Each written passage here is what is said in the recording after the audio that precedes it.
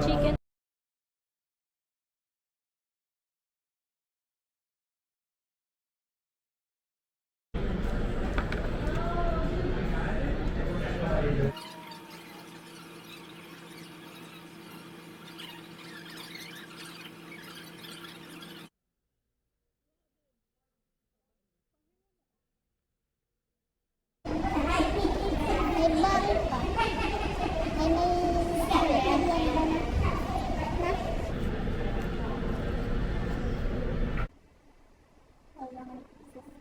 Open the other place of file.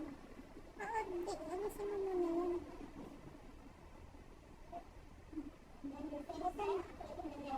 That's one. So in this slot, you see the whole command stack. You need to use to configure the password and the Sige, double pa. What will it do? Just follow it. So that's why I want you to do fields. This lab, because in this lab, Tapos, enable, enter, configure terminal, host name, switch number 1, enter. So we're in this step.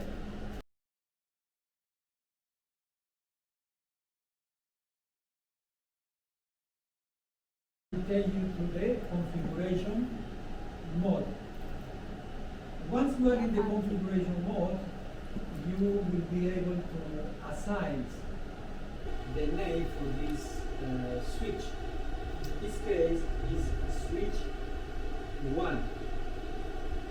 After you configure the host name, type exit to go back.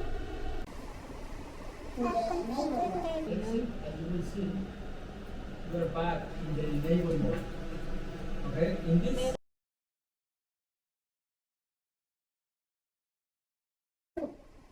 security access to the console line. What is the console line? The console line is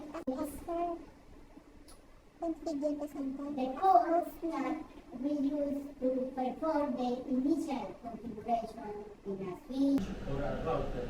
Because when you buy a switch, a router. It's similar when you buy a new PC. It has nothing there. It's blank.